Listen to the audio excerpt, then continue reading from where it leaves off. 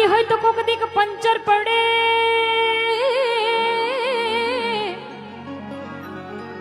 એને વેચી ના દેવાય, પણ આ બૈરી હોય તો કોક દીક વિફરે,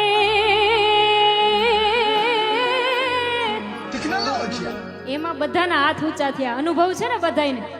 હા, હવે આને થાશે. આ બૈરી હોય તો કોક દીક વિફરે,